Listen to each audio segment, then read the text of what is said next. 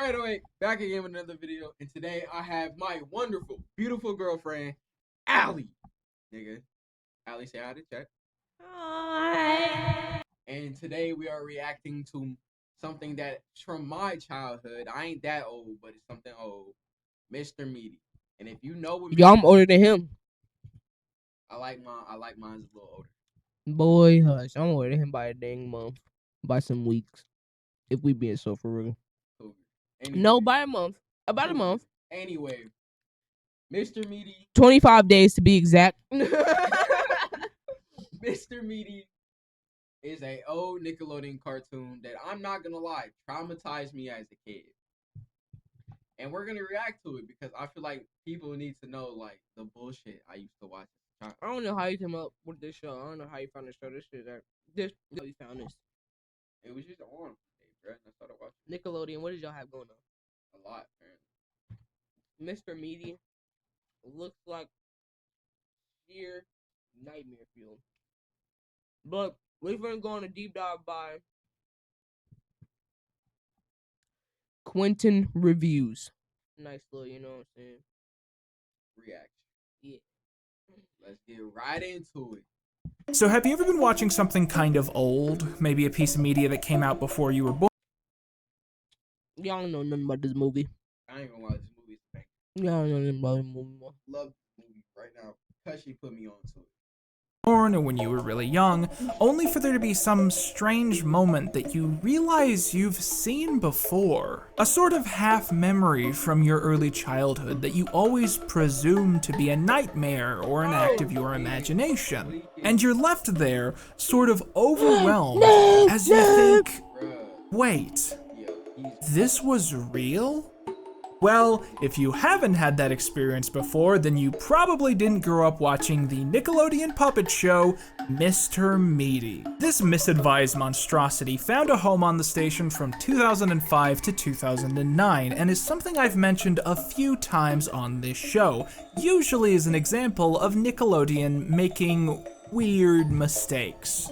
But I feel like since I've started Quentin Reviews, I've grown a much more fond relationship with content that I used to watch as a kid. I'm not bitter anymore, I guess. I'm not trying to prove something, so really when it comes to thinking about Mr. Meaty, I wonder if my cynicism has been poorly placed and if it's something that deserves to be reevaluated. Basically, I went into this video with my full intentions being to find some charm in Mr. Meaty. Did I accomplish that goal? Well, we're about to find out. But first, a big thanks to today's sponsor who helped me along. You get no free endorsements out of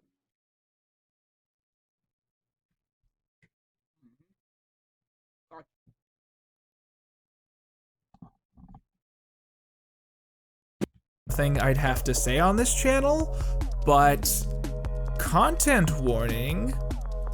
Cannibalism.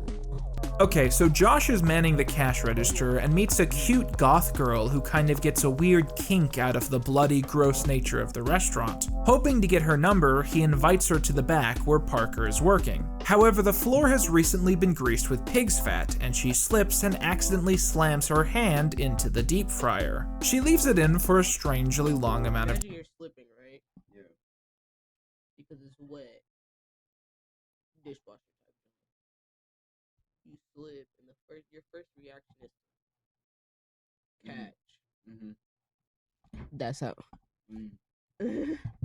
time, and when she pulls it out, it is burnt, charred, and black. Josh insists that that sort of thing happens all the time, and to prove it, Parker does the exact same thing. As he pulls his hand out, he declares that it also makes for a good snack, and begins eating the flesh off of his own bones. The goth girl thinks this is pretty metal, and also begins eating her own fingers off of. He didn't have to do all that.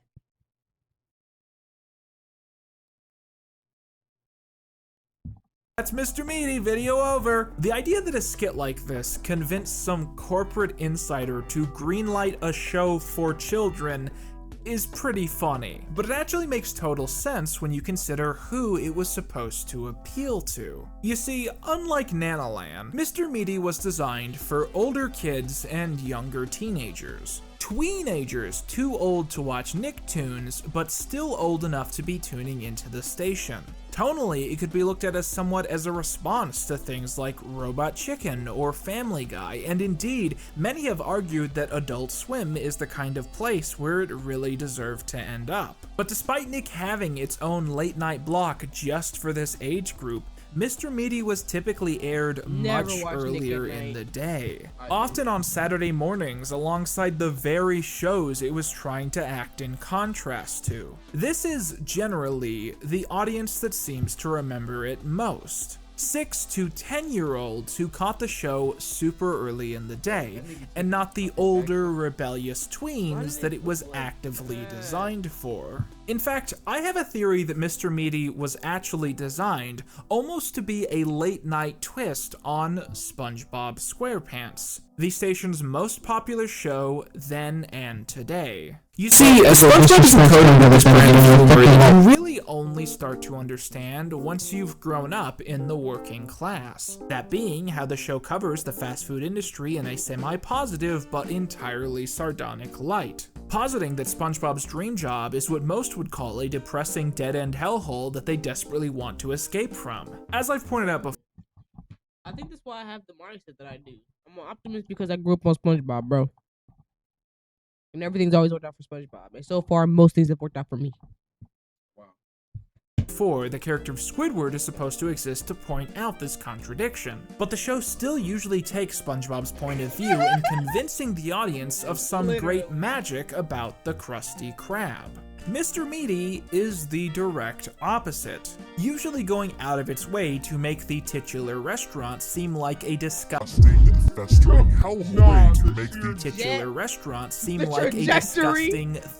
hellhole that serves inedible and semi-conscious foodstuff. And what's ironic is that at least one vegetarian group apparently tried to boycott the show, which doesn't make sense to me. They're puppets. You can't boycott a TV show. It's on TV. It's already making money being on television. You stupid.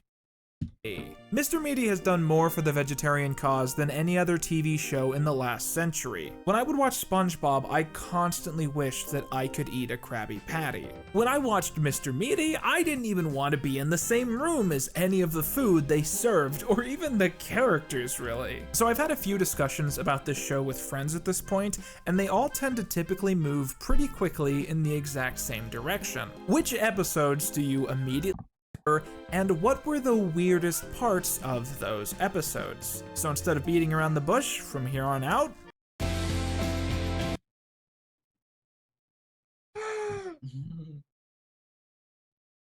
doing just that. Starting us off is Parkerina, an episode about a burger that makes you trans. Mr. Meaty predicted the impossible burger.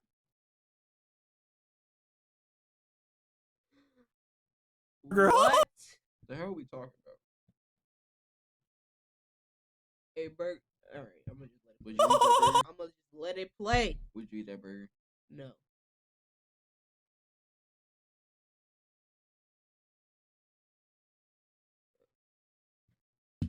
So in the story, the Mr. Meaty company designs an experimental burger for girls that is packed full of hormones and helps them mature into adulthood. Parker, an obsessive eater, begins snacking on these and slurping down the secret hormone sauce, until he suddenly begins feeling horrendous pain. As Josh takes him into the restaurant, Parker's body suddenly reacts to the hormones in the trans burger and transforms him into a woman, in a sequence resembling something out of Jekyll and Hyde.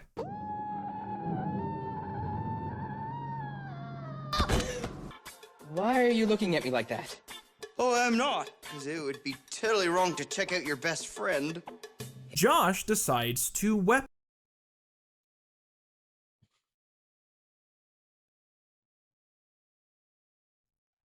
Mind you, Yo, chill on me. Chill on me. I used to watch Disney XD. They weren't even like this. Disney XD was like Nick at Night. Look at your face. Disney XD was like Nick at Night, but for Disney. What am I looking at? I don't even know. Nickelodeon, bro. Weaponize the situation, sending Parkerina in to spy on the other women of the mall to figure out why they've all been so cold to him. Parker is shocked to discover that the other girls immediately accept her, and she begins to feel conflicted about the mission. Look, Josh, I am just getting comfortable with this whole girl thing, okay? I don't need your pressure right now. Look, the girls are being so nice to me, okay? I mean, look at this. Look at this fabulous outfit. But upon actually completing her spying task, Parkerina enters the girls' bathroom and discovers the secret truth. All women are communists. Hello, comrades. What? Welcome, Natasha. She also learns that Josh is take a moment to process. Like, what? known by the women of the mall as a user, someone who dates women exclusively to get something from them, such as free popcorn or borrowed hair products. Parkerina, enraged by this, marches with the women to confront Josh, but then untransitions as the burgers he ate begin to wear off. The women, enraged, begin attacking Josh as Parker Did you just feel bad for his downfall? Did y'all hear him whisper? No. Like, what? I was like, damn, I'm gonna it's go the back and worst reclip time. that. It's the worst time, bro. Like, Nah, niggas dog. dead ass was like, yeah, ladies, let's get him. Oh shit! Look how they got my nigga Josh body. Too much bleeping. freezer. Look how they Parker got my waits out the bro, storm, Josh, and when he bro. emerges, he finds Dan's Like, burger. Can you not see Just the call me humor? Jocelyn. Hey, baby. Mm-hmm. What are guys such jerks? Just ignore him. I'm not gonna lie. I use Grammarly. Oh, what? Can you not see the humor in this though? One is that while it wasn't uncommon for shows on Nick to do the whole "what's it like to be a girl" trope, Actually, yeah, they can we usually talk about used why we magic always or cross-dress disguises or whatever. They're male. Like, Hey, we've been through this. what do you- Dan Snyder was one of their main directors. that's true. That is true. I ain't never lied.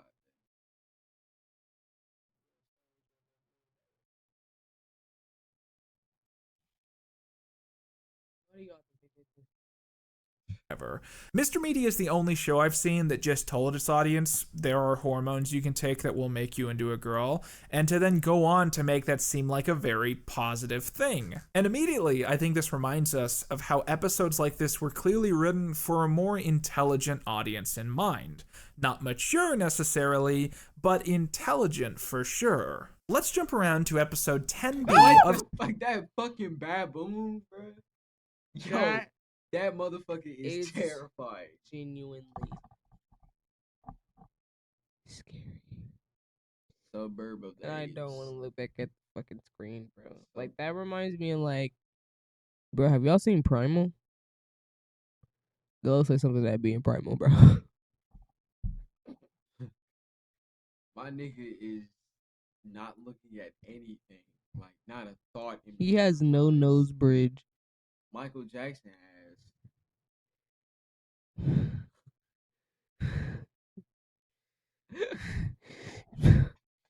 No separation in the eyes, ass. Oh my god, look at the dent above his eyeballs to his forehead, Bro. boy. One finger forehead having that. has. Nah, Let me tell you've had it fucking enough. You hear it like 4 times.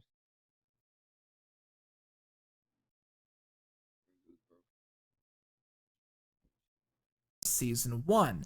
So Parker and Josh are very eager to get their hands on the next big video game console, the Game Craze 720. However, despite camping out at the front of the line, their spots are stolen by Josh's older brother, and they're left bruised and demeaned. Missing out on their chance to get the hip new console before it sells out, Parker argues that all they have to do is time travel into the future, where the console will be more readily available and probably cheaper, and he builds a machine that can make a time portal to take them there. However, once they get to their final destination, they realize they've traveled too far. Instead of just moving a few months into the future, they discover that they have arrived in the year 2676, where the world has been taken over by baboons and the mall is littered with the corpses of humans, cannibalized by the new rulers of Earth. Cannibalized. My favorite puppetry in the entire show. The baboons are way more creative and energetic than the cynical teenagers in the rest of the program, and there's a lot of fun subversion that I actually remember finding pretty funny at the time. I think this is the only episode I actually remember.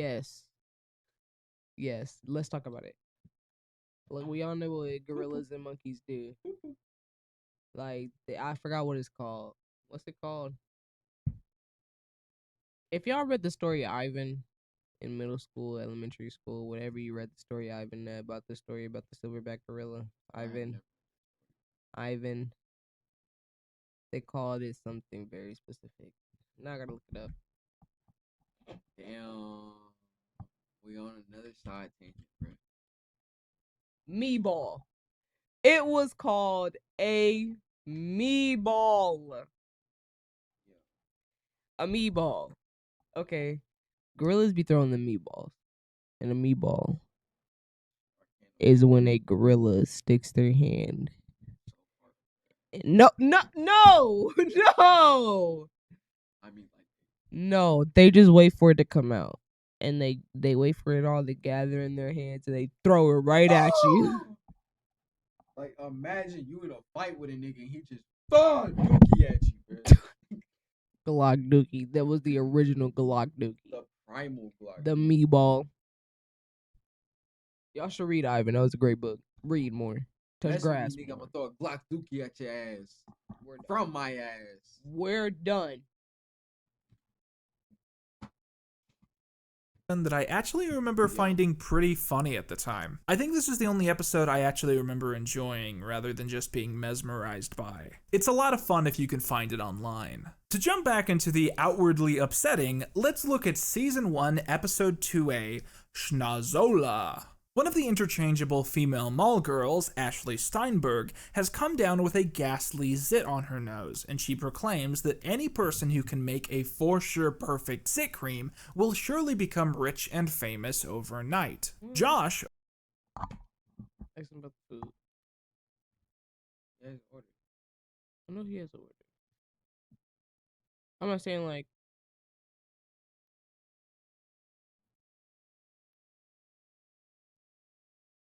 He just ordered it 10 minutes ago. Overhearing this, proclaims got everything and missed something. Are you ready? Yeah. surely become rich and famous overnight. Josh, overhearing this, proclaims that he has such a cream, and he enlists Parker to help form a mixture that will eradicate her unwanted nose visitor. Parker uses the radioactive fuel rod of the Mr. Meaty microwave to mix their serum, and when applied to Ashley's face, it does actually destroy the zit, and her nose falls off. Oh! That's a little thirsty though. Josh, is that my nose? Oh no! Suddenly promising that they can reapply her nose without any issues, the two prepare to do surgery in the back of the Mr. Meaty kitchen. However, just when they're ready to glue the nose back on, Parker accidentally knocks it onto the grill, and then into the deep fryer, and then into a container of bacon bits. Oh no! Actually, that looks delicious. Cannibalism going on. In the panic over what has happened, the two accidentally knock it onto the floor, where it is stolen and eaten by the restaurant's occupant rat. Panicking over how to satiate Ashley, they decide to attach a sausage to her face, causing her to have a breakdown. However, they tell her that beauty is on the inside, and that trends are made by confidence. And soon enough, Meat Nose has become the biggest new craze at the mall, despite the food literally beginning to rot within the first few days. In Season 1, Episode 9A, we explore a new machine at the Mr. Meaty restaurant which is designed to grow more meat for burgers artificially. However, Parker realizes that if one simply adds DNA to the mixture, the machine can now be used to grow sentient life. After Josh breaks up with another girl because she isn't hot enough for him, they gather the DNA of all the women in the mall and some of Josh's DNA and use the machine to grow the perfect woman, only for her to literally turn out to be a sentient blob of rotting meat. Is this nigga serious? The other mall tenants bully the woman until Josh declares that he still loves her, kissing her in an act of tolerance, although her lips fall off in the process. The two then have a long liaison with Josh head over heels, only to discover that she has been cheating on him with other hunks of meat. Josh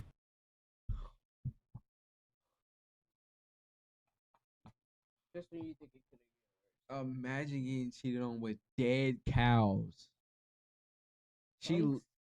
Actual hunks of meat. Can't get worse than that, bro.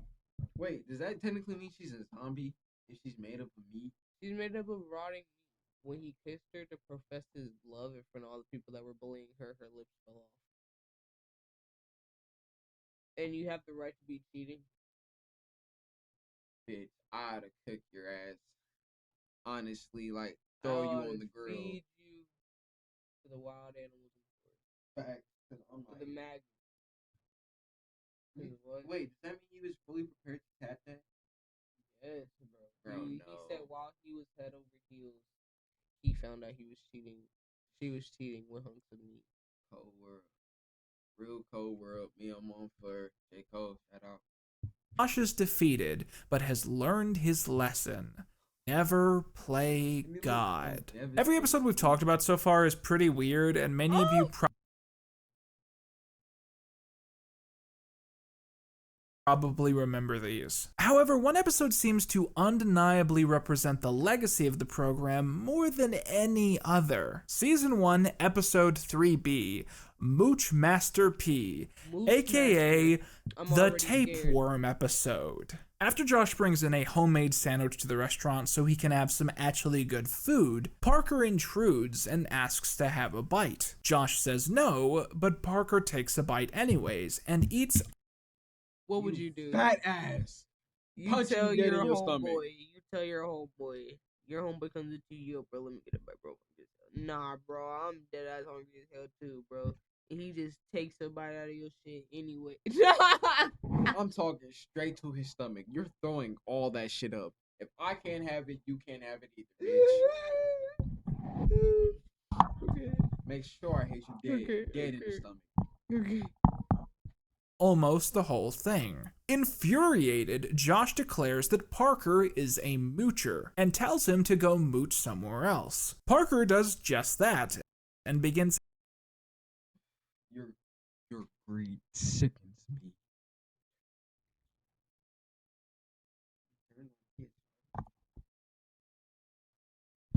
Eating the food of patrons all around the mall, taking anything in without stopping to think. Parker soon declares himself the Mooch Master and is so ahead of the game that he steals a burger Josh is preparing while it's still raw and uncooked. Parker soon tries to eat more food, but discovers that it all disappears before he can. No matter what it is, no matter what he tries, all the food he tries to eat vanishes in front of his eyes. Your greed Josh was decides egregious. to film Parker as this happens and then slows the video down. This reveals something that would haunt the dreams of many children who saw this episode. A tapeworm. Well, it looks like the moocher has become the moochie, buddy. You got a tapeworm, buddy. Must have been that raw burger you ate. A tapeworm? However, Josh constructs a plan to get the tapeworm out. He sets a sausage out on a fishing line, causing... Okay, that's still weird. They manage to get the worm out of him and into a steel cage, and a Steve Irwin parody pays them to let him keep it, as he allows the worm to go down his throat. No! No, no, no, no, no. Yum. This should not have been allowed on Nickelodeon. Yummy. I'm wondering why there is not more public outrage about this. Shout out my nigga Steve Irwin. Where were the parents? At work. Why are more parents not outraged about this? Mind you, this came on in the morning. This didn't come on. Why are more parents not outraged? This came on before school started. What is that? So niggas would get free traumatization. Should I call my mom? You call your mom? You want to call your mommy? I'm about to ask her if she knows what Mr. Meaty is on Netflix. I mean, Mr. Meaty. Playmation. Meat. Like meaty. They were like restaurant workers, but it was like I'm finna show you right now, mama, because dad didn't remember and I called him and he didn't remember. So I'm finna show you like little snippets of it. Out on a fishing line, causing... Yeah! Yeah. Mama, this should have been on Adult Swim. I'm watching a recap on this stuff, mama. This was weird. And I asked dad, he said, nah, I don't know no Mr. Meaty. And I was like, he's like, the only thing I know is like the meatball character on that one Adult Swim show. I said, yeah, I know, with like the French fry and like the cup of juice. And he was like, yeah. I said, yeah. Worm segment. Roughly 2 minutes of an episode that every person my age probably remembers. Now, you may have noticed that all of the episodes we've talked about today come from the first season. That's because after the first 10 episodes, Nickelodeon started to clearly regret the show. The baboon time travel episode aired in December 2006, but it wasn't until May 2009 that the final episode aired. The network carried such regret for this program that it took them 3 years to finish airing it after it was presumably cancelled. And even though there are a lot of other episodes that most die-hard meatheads probably adore, I think the show is mostly interesting as a cultural analysis of the impact it had on its audience. Thus, I don't really see a point in going into any of the season 2 episodes. Alright, so let's cut to the chase. I said at the start of this video that it was my goal to walk away from this with some greater respect or admiration for this little puppet show. Is that what ended up happening? Well, as the Magic Conch would say, no. You see, I was ready for this show to be edgy, I was ready for it to be weird or surreal, but what I wasn't preparing for was it to be boring. Sure, there's a lot of episodes that are shocking and gross and probably messed me up as a kid, but it feels like for every one of those, there's 5 episodes that are just not even worth talking about. Like Tater Turf, an episode where Josh gets into a dance competition. What is this, fucking rocket power? There are essentially 32 individual episodes that were made for Nickelodeon, and I only remember a select few from my childhood. I went into this presuming that this meant that I only saw the episodes that I remembered, because I figured the rest of the show would be just as memorable, and thus I would remember them. But I eventually realized that wouldn't make any sense.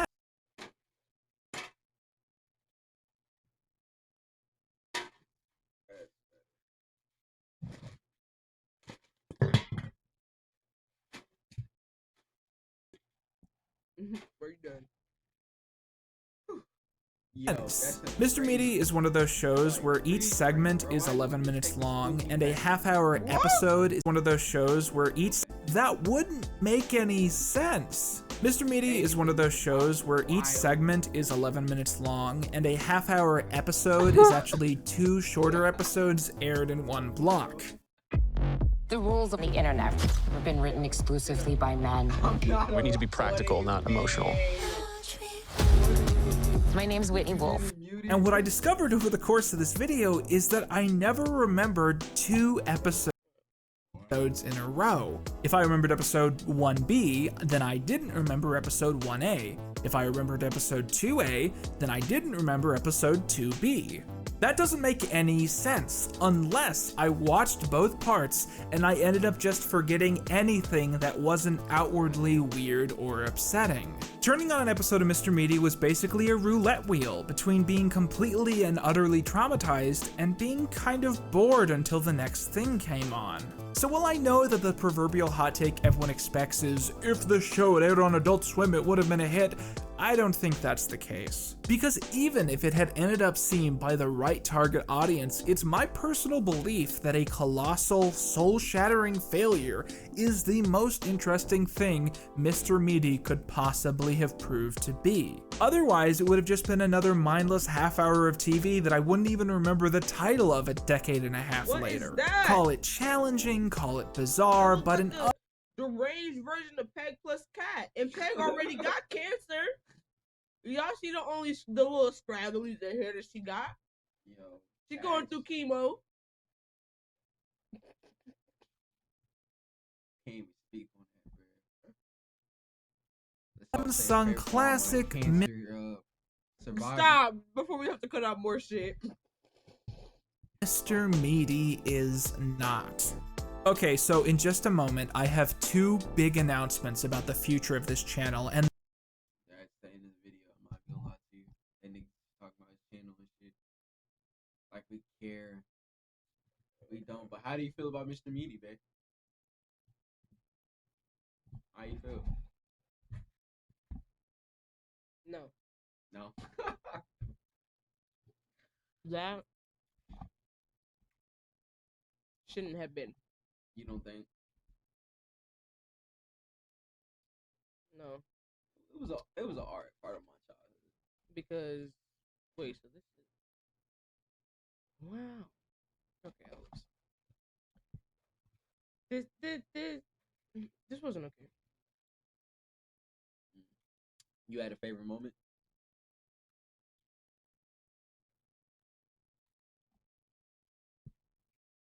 Baboon man. Baboons. Baboon man. Favorite moment for sure, baboon man. Worst moment? Definitely the tape part. Definitely the part where it was like shooting out of his throat and going into the other dude's throat. That was just that was just No. That wasn't okay. Yeah, I just want to share a little bit of my childhood. I'm happy you experienced this. Happy you got to experience it. Some of y'all are into that, bro. Some of y'all are into that, and I know it. You're into that. You don't know that. You can't say that for certain. But anyway, chat, I'm gonna end the video right here. Into that. I'm gonna end the video into that. Right here. Into that. I hope y'all had a great time watching. Don't forget to like, comment, and subscribe. Let me know your favorite part. And I'll catch y'all in the next one. Trade away out this bitch.